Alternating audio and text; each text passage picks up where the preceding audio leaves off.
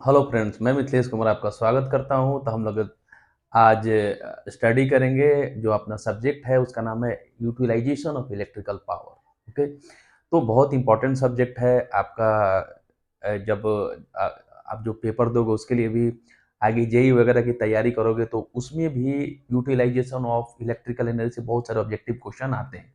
JEE railway वगैरह के जब अपन पेपर देंगे तो वन बाई वन करके हम लोग सारी चीज़ों को बहुत डिटेल में समझेंगे। साथ ही ऑब्जेक्टिव को भी डिस्कस करेंगे ताकि आप नॉलेज के साथ साथ ऑब्जेक्टिव क्वेश्चन को भी पकड़ सको। ठीक है, क्योंकि आगे अगर अगर आपको कोई कंपटीशन वगैरह इस तरीके से फाइट करनी हो तो वहाँ पे आपको समझना, क्वेश्चन सॉल्व करना और भी ज़्यादा आसान हो जाएगा। ठीक है, तो अपन ऑलरेडी इसका जो सिलेबस का डिस्कशन कर चुके हैं। ठीक है, तो यूटिलाइजेशन ऑफ इलेक्ट्रिकल पावर हम लोग कैसे मतलब इलेक्ट्रिकल एनर्जी को कैसे यूटिलाइज करें। ठीक है, और अच्छे से यूटिलाइज करें। क्लियर, एक तो होता है कि जैसे तैसे यूटिलाइज करें। ठीक है, लेकिन अपने को इसमें सीखेंगे कि हम लोग एनर्जी को कैसे यूटिलाइज कर रहे हैं, कैसे हम लोग यूज कर रहे हैं। ठीक है, तो वो अपने ऊपर डिपेंड करता है कि कितने स्मार्ट तरीके से हम लोग यूज करके अपने डिमांड्स को पूरा कर पा रहे हैं। ठीक है, तो इसमें जो आपका यूनिट 1 है उसमें हम लोग देखेंगे एल्यूमिनेशन के बारे में। ठीक है, इसमें जो यूनिट 1 है एल्यूमिनेशन। ठीक है, तो देखिए मेरे दिमाग में एक बात आती है। ठीक है, सबसे पहले एल्यूमिनेशन को समझेंगे हम लोग। एल्यूमिनेशन एल्यूमिनेशन का मतलब समझे तो उससे एक ही चीज मेरे दिमाग में आती है, लाइट। ठीक है, एक ही चीज अपने दिमाग में आती है, लाइट। तो देखिए यहाँ पे अगर हम लोग बात करें लाइट की बात करें तो मतलब कि लाइट का सबसे बड़ा स्रोत क्या है? स्रोत क्या, तो मेरे दिमाग में आती है सूर्य। ठीक है, ऊर्जा का सबसे बड़ा स्रोत क्या है? सूर्य। ठीक है, ऊष्मा का सबसे बड़ा स्रोत क्या है? सूर्य। ठीक है, ये तो दिन की बात होगी कि दिन में क्या हो गया कि अपने पास सूर्य है तो अपने पास लाइट आ रही है। ठीक है, हीट एनर्जी आ रही है, जो भी हो। मतलब कि प्रकाश का सबसे बड़ा स्रोत कौन हो गया? सूर्य हो गया, सन हो गया। ऊर्जा का सबसे बड़ा स्रोत कौन हो गया? आपका सूर्य हो गया, हीट। ठीक है, अब जब भी आप गर्मी का टाइम है तो अभी आप देखो टेम्परेचर कितना जा रहा है, 42 degree Celsius, 43 degree Celsius, 44 degree Celsius. उसमें कितना हीट एनर्जी है, कितना हीट एनर्जी। लाइट तो है ही, दिन होते ही चारों तरफ उजाला छा गया, लेकिन आप धूप में खड़े रहो, देखो कितना ज्यादा हीट एनर्जी है। पानी अगर रखते हो बाहर छत पे तो उबलने मतलब ये पूरा हीटेड हो जाता है 42 डिग्री टेम्परेचर पे। जो पानी कोई भी चीज हो, अगर आप कहीं पार्किंग में गाड़ी लगाते हो तो जब अपन बैठने जाते हैं तो जो अपनी सीट होती है ब्लैक कलर के, उसके ऊपर जो कवर हो कितना हीटेड होने लगता है। ठीक है, बैठना मुश्किल हो जाता है। तो ये देखिए, तो उसमें लाइट एनर्जी के साथ साथ हीट एनर्जी भी है। ठीक है, तो ये तो दिन की बात हो गई। अगर रात में जब सूर्य जो है, जो सन है, वो क्या हो जाता है, अस्त हो जाता है।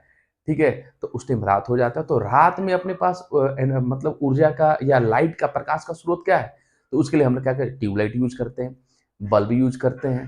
ठीक है, मरकरी यूज करते हैं, वेपर लाइट यूज करते हैं। ठीक है, उससे क्या होता है कि रात के टाइम पे हम लोग क्या करते हैं, उजाला करते हैं और सारा काम अपना क्या करते हैं कि उसको करते हैं। ठीक है, दिन में हम लोग गाड़ी चलाते हैं तो लाइट की जरूरत है, लेकिन रात में जब अपन गाड़ी चलाते हैं रोड पे, हाईवेज पे, तो वहां पे अपने को आगे दिखने के लिए लाइट की जरूरत पड़ेगी। ठीक है, तो उसी लाइट की बात करेंगे। ठीक है, कि वो लाइट कैसे हम लोग जनरेट, आर्टिफिशियल लाइट हो गया, वो आर्टिफिशियल लाइट हो गया। ठीक है, कि किस तरीके से हम लोग जब आप गाड़ी चलाते हो तो देखना उसमें क्या होता है, डीपर होता है, कोई फोकस, कोई दूर तक जाता है, कोई स्प्रेड होता है। ठीक है, आपने देखा होगा कि दो मोड होता है, एक में क्या होगा लाइट क्या हो जाता है, स्प्रेड हो जाती है, फैल जाती है, और एक में दूर तक जाती है। ठीक है, तो किस तरीके से अपन इसको लाइट का अपन यूज करेंगे इल्यूमिनेशन में, कैसे हम लोग सीखेंगे अपन। ठीक है, इसके बाद अलग अलग तरीके के लाइट्स आती है, एलईडी लाइट्स आती है, स्ट्रीट लाइट आती है, स्टेडियम्स में जो लाइट्स लगी हुई रहती है वो अलग लाइट होती है। ठीक है, तो हम लोग वन बाई वन करके हम लोग बात करेंगे। ठीक है, कि किस तरीके से जो अपना की है कि लाइट क्या है, कैसे हम लोग उसको जनरेट करते हैं। ठीक है, और किस तरीके से हम लोग उसको, उसका अलग अलग टर्म्स में हम उसका डिफिनेशन पढ़ेंगे, उसके यूनिट को देखेंगे। ठीक है, तो देखिए यहाँ पे कि एलिमिनेशन का मतलब वही हो गया लाइट। ठीक है, और लाइट का जो प्रकाश, प्रकाश का प्रदीपन बोल, एल्यूमिनेशन का जो हिंदी में प्रदीपन बोलेंगे। ठीक है, तो प्रकाश का सबसे बड़ा स्रोत क्या है? सन है। ऊर्जा का भी सबसे बड़ा स्रोत क्या है? सूर्य है।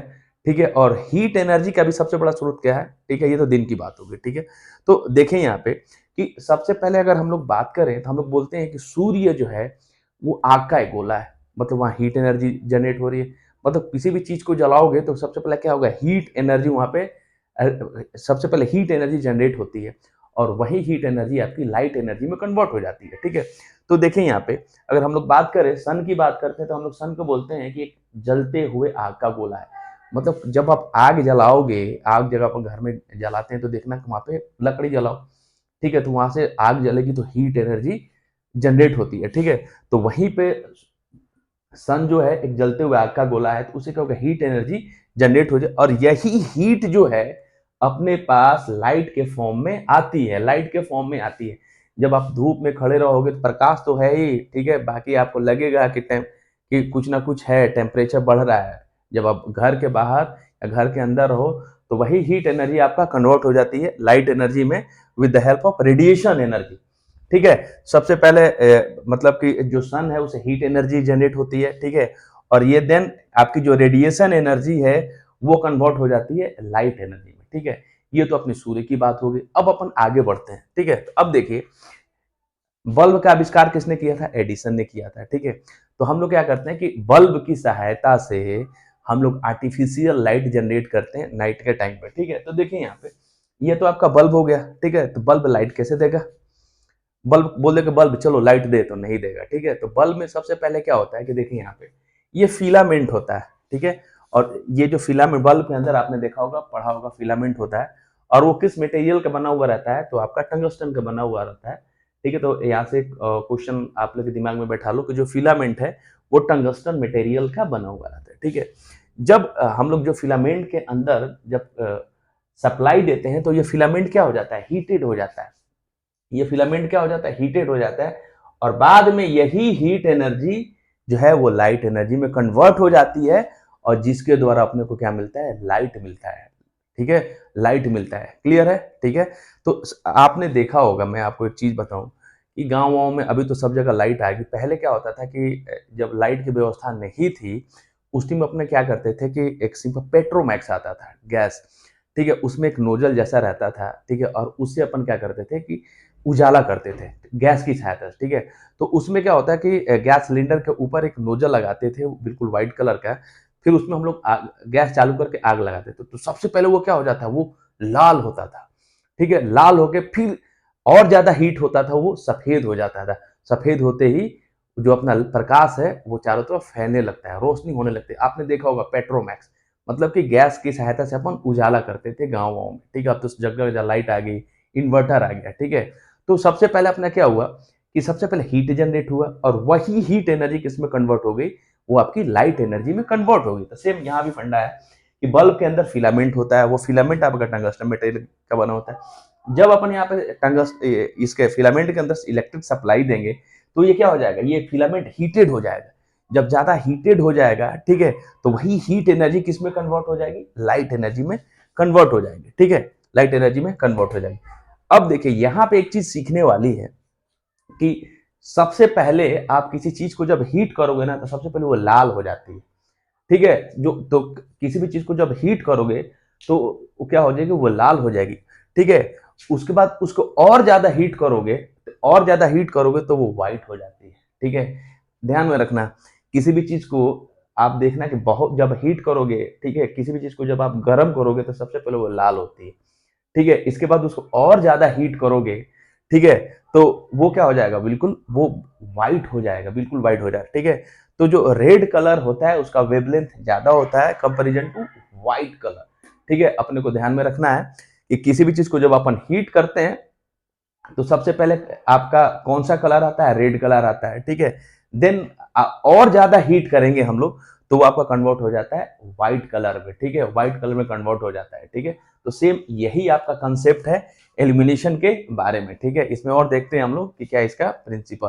चलिए आगे देखते हैं। देखिए यहाँ पे तो सबसे पहले आपने देखा कि जो हीट एनर्जी है, ठीक है, तो हीट एनर्जी जो है वो रेडिएशन एनर्जी में कन्वर्ट हो जाती है और उसी से क्या होता है कि अपना लाइट एनर्जी प्रोड्यूस हो जाता है। मतलब ये भी एक तरीके का क्या है, ऊर्जा है। ठीक है, तो सबसे पहले अपन देखते हैं कि जैसे सूर्य के पास में सूर्य आग का गोला है, ठीक है, और with the help of radiation अपने पास वो ऊर्जा पहुंचती है in the form of light, light के रूप में। ठीक है, तो सबसे पहले जो हीट एनर्जी है, ठीक है, तो वो आपका रेडिएशन एनर्जी में कन्वर्ट हो जाती है, और यही रेडिएशन एनर्जी से आपका जो लाइट एनर्जी है वो क्या होता है, वो प्रोड्यूस हो रहा है। ठीक है, अभी हम लोगों ने देखा था कि जो सबसे पहले जब कोई चीज हीट होती है तो सबसे पहले उसका जो कलर होता है वो क्या होता है, वो रेड होता है। ठीक है, उसको और ज्यादा हीट करते हैं तो वो आपका व्हाइट कलर में क्या होता है, व्हाइट कलर में वो क्या होता है, कन्वर्ट हो जाता है। तो इस चीज को आपको ध्यान में रखना है। ठीक है, अब देखिए यहाँ पे कि इस वाले चीज को समझने का जरूरत है। ठीक है, कि जो ऊष्मा होती है, हीट एनर्जी, उससे आपकी रेडिएशन एनर्जी रिलीज होती है, और यही रेडिएशन एनर्जी आपका जो है in the form of light energy में कन्वर्ट हो जाती है। ठीक है, तो अब यहाँ पे कि एक क्वेश्चन आता है कि किसी चीज को कितना डिग्री सेल्सियस तक हीट किया जाए कि जो अपनी रेडिएशन एनर्जी रिलीज हो। ठीक है, तो अगर हम लोग 800 डिग्री सेल्सियस से ज्यादा, 800 या 800 से ज्यादा जब हम लोग डिग्री पे अपन की चीज को हीट करते हैं, देन आपकी रेडिएशन एनर्जी क्या होती है, रिलीज होती है। क्लियर? तो यहाँ पे यह है कि आपकी यहाँ पे क्वेश्चन आ गया कि हीट एनर्जी रेडिएशन एनर्जी में कितने डिग्री सेल्सियस पे कन्वर्ट हो जाएगी। तो जो आपका तापमान है, टेम्परेचर है, 800 डिग्री सेल्सियस से ज्यादा हो जाएगा, तब आपका ये कन्वर्ट हो जाएगा हीट एनर्जी किसमें, रेडिएशन एनर्जी में। और यही रेडिएशन एनर्जी अपने को मिलती है लाइट एनर्जी के रूप में। मतलब ये लाइट भी क्या है, एक ऊर्जा का स्रोत है। ठीक है, अब देखिए कि हम लोग यहाँ पे बात करते हैं कि बीबी क्योर, इसका नाम सब में सुना होगा। ठीक है, ठीक है, और इसके बारे में और डिटेल में हम लोग स्टडी करेंगे। ठीक है, तो ये क्या है, एक कलर कोडिंग है, रेनबो, 7 कलर जो होते हैं। ठीक है, एक रेनबो में कितने कलर होते हैं, 7 कलर होते हैं। तो वी का मतलब क्या होता है, वायलेट हो गया, आई का इंडिगो, बी का ब्लू, जी से मतलब green, Y yellow, O orange, and जो आपका आर होता है वो रेड होता है। तो देखिए यहाँ पे तो डिस्कस करेंगे। तो जो आपका वायलेट कलर होता है ना, उसका वेवलेंथ कितना होता है, वो होता है आपका आपका 38 एंगस्ट्रॉम। और जो आपका रेड कलर होता है उसका वेवलेंथ कितना होता है, 78 एंगस्ट्रॉम। मतलब वेवलेंथ को मेजर कर, हम किस में मेजर करते हैं, एंगस्ट्रॉम में मेजर करते हैं, हमेशा ध्यान में रखना। ठीक है, तो देखिए यहाँ पे ये मैंने क्या चीज दिखाने का कोशिश किया है कि अगर 38 डिग्री, अगर मान लीजिए वायलेट कलर है, इससे कम अगर वेवलेंथ होगा तो उसको हम लोग बोलते हैं UV light, ultraviolet light. 38 angstrom से अगर कम वेवलेंथ रहेगा तो उसको हम लोग बोलते हैं यूवी लाइट। ठीक है, अल्ट्रा वायलेट लाइट। अगर वेवलेंथ 7800 एंगस्ट्रॉम से ज्यादा हो गया तो उसको अपन बोलेंगे infra red light, infra infra red light. ठीक है, उसको बोलेंगे इंफ्रा रेड लाइट। अगर मेरा वेवलेंथ 3800 मतलब 3800 एंगस्ट्रॉम से कम रहा तो अपने को विजिबिलिटी नहीं रहेगी। अगर 7800 एंगस्ट्रॉम से ज्यादा रहा, इंफ्रारेड अगर लाइट है, तो वो भी अपने को विजिबल नहीं है। तो विजिबल कब है, तो इनके बीच में मतलब 3800 और 7800 के बीच का जो रेंज है, उसी में जो लाइट है वो क्या है, अपने को विजिबल है। ध्यान में रखने का जरूरत है कि अगर 3800 एंगस्ट्रॉम से अगर वेवलेंथ कम है तो वो होता है यूवी लाइट, और वो भी अपने को विजिबल नहीं है। अगर वेवलेंथ जो है 7800 एंगस्ट्रॉम से ज्यादा है तो उसको हम लोग बोलते हैं इंफ्रारेड लाइट, वो भी विजिबल नहीं है। तो विजिबल कब है भैया, तो विजिबल है कि जब इनके बीच का जो रेंज है 3800 से लेके 7800 एंगस्ट्रॉम के बीच का जो रेंज है, यही अपने को विजिबल है। ठीक है, बाकी अपने को विजिबल नहीं है। क्लियर है? तो देखिए यहाँ पे एक, यहाँ पे मैंने पॉइंट लिख दिया है कि मोस्ट सेंसिटिव वेवलेंथ। ठीक है, अगर कोई मोस्ट जो सेंसिटिव वेवलेंथ का लंबाई कितना होता है, लंबाई कितना होता है, ठीक है, तो वो होता है आपका 5500 एंगस्ट्रॉम, 5500 एंगस्ट्रॉम। ठीक है, यहाँ पे हम लोग बात करें तो देखिए यहाँ पे एक ग्राफ है, ये तो आपका वेवलेंथ हो गया और ये आपका विजिबिलिटी हो गया। ठीक है, तो देखिए 5500 एंगस्ट्रॉम पे क्या होता है कि विजिबिलिटी सबसे ज्यादा होती है। ठीक है, जो 5500 एंगस्ट्रॉम मतलब 5500 एंगस्ट्रॉम पे विजिबिलिटी सबसे ज्यादा दिखाई देगा, वो सबसे ज्यादा दिखाई देगा। ठीक है, और देखिए with the help of angstrom हम लोग वेवलेंथ को मेजर करते हैं, और 1 एंगस्ट्रॉम इक्वल्स टू होता है 10⁻⁻10 मीटर। आपको इसमें बिल्कुल इसको ध्यान में रखने का जरूरत है। ठीक है, तो ये सिंपल सा आपका क्या था, एक ओवरव्यू था इल्यूमिनेशन के बारे में। आप इसको ले लीजिए, स्क्रीनशॉट ले लीजिए। ठीक है,